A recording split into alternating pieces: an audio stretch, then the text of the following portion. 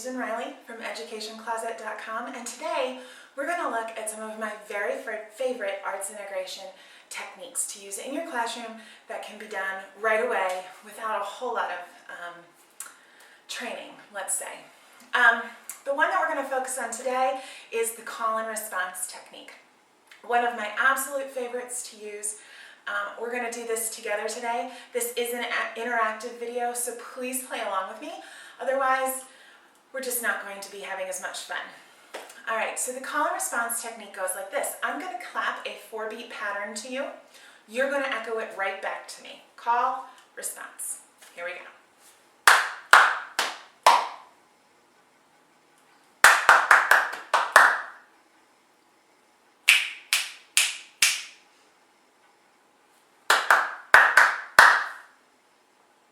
Okay, so we started off pretty easy. Those rhythms went from very simple to somewhat complex, and that's normally what we would do with kids. Now, this time we're going to take it a step further. This time I'm going to clap the pattern, same 4 beats patterns.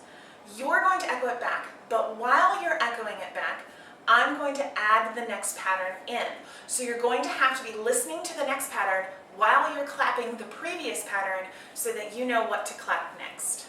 All right, here we go.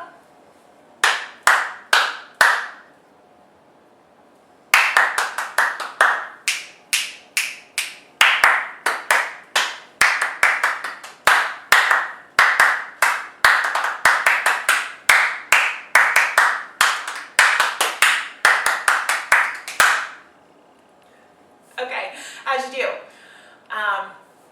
Hopefully you were in a room by yourself somewhere, and if not, don't worry about it because we're all in this together. But what you'll find is that as we progressed, it got more and more challenging. And that's what we want for our students as well. We want to start off a little easy, we get to that challenging piece. Now, what makes this particular technique really wonderful is that it's doing a couple of things at the same time. First of all, your brain has to process information while it's also doing a different activity. So you're using your left brain and your right brain, your analytical side and your creative side at the same time, and they're crossing. So you're getting that cross connection that's very brain friendly. We like that in a classroom. The other thing that this is really helping, what I find, is in reading fluency. Especially when it comes to the new Common Core standards and we're looking at how to advance our kids with fluency. Oftentimes, students who are struggling with fluency in reading, this kind of an activity really helps them because it's not reading per se, but it's the same skill set that we're looking for. They're having to track ahead of time in order to make sure that they can read fluently the rhythms that we're clapping.